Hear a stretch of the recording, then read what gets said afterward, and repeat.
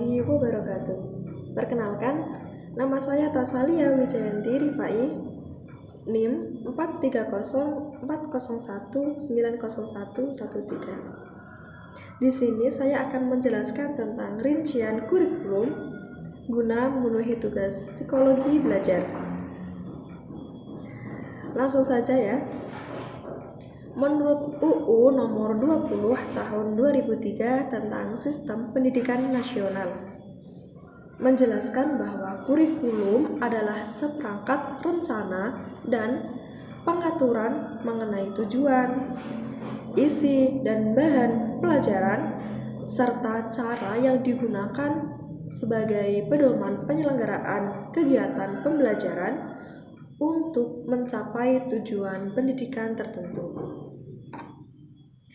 Belajar sangatlah penting bagi manusia. Karena apa? Karena dari belajar ini, manusia dapat menambah wawasan, ilmu pengetahuan yang sebelumnya mereka tidak ketahui. Maka dari itu, pemerintah mewajibkan 12 tahun sekolah agar pendidikan di Indonesia ini dapat berjalan dengan maksimal. Oke, di sini saya akan menjelaskan tentang bagaimana sistem kurikulum yang akan saya terapkan pada jenjang SMA atau madrasah aliyah. Sebelum itu, saya akan menggambarkan sedikit tentang suasana daerah tempat saya tinggal. Daerah saya termasuk ke daerah dengan lingkungan pesantren yang sangat kental. Bahkan ada beberapa desa yang sangat menerapkan sifat dan sikap Islami dalam bersosialisasi. Selain itu juga daerah saya ini juga terkenal akan kebudayaannya. Jadi kolaborasi antara kebudayaan Jawa dan kebudayaan Cina juga masih terlihat dan menjadi ciri khas daerah masing-masing.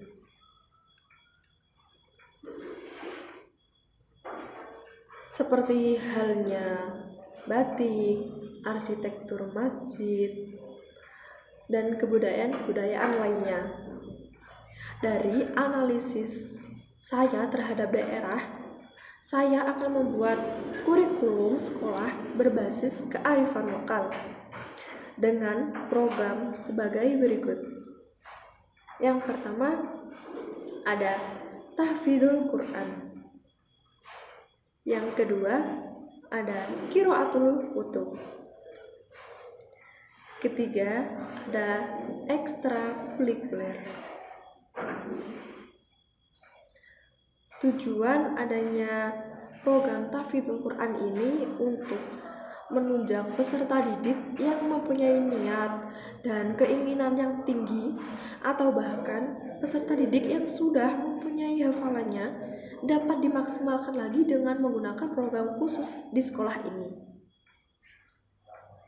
Selain program tahfidzul Quran tadi, ada pula program qiraatul kutub, di mana sekolah berharap bahwa peserta didiknya ini mampu membaca kitab-kitab gundul atau membaca kitab-kitab kuning.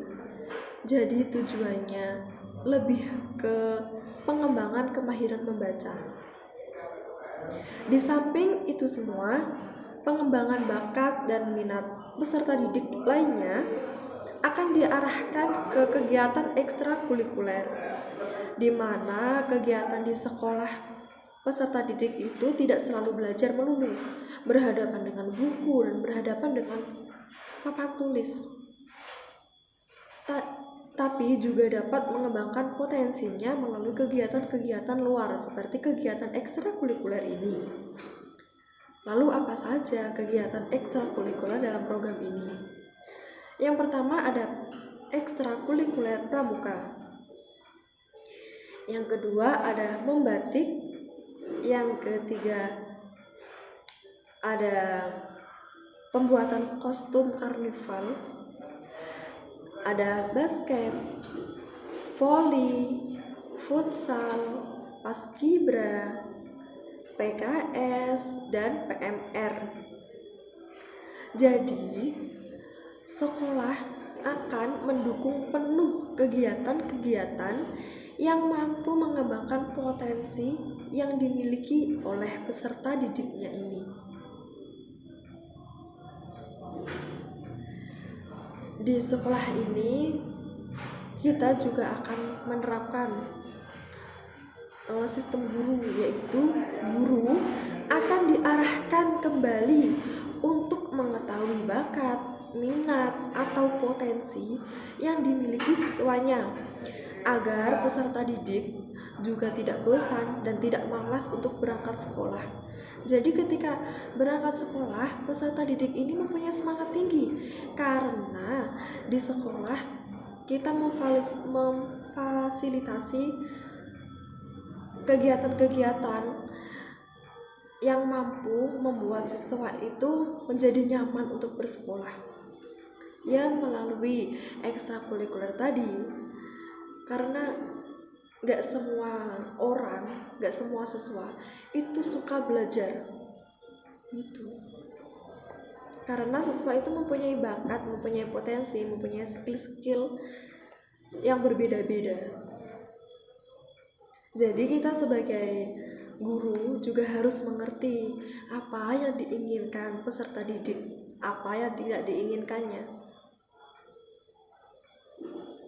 Saya kira cukup sekian penjelasan rincian kurikulum di sekolah menengah atas atau madrasah aliyah. Mohon maaf jika ada salah kata. Wassalamualaikum warahmatullahi wabarakatuh.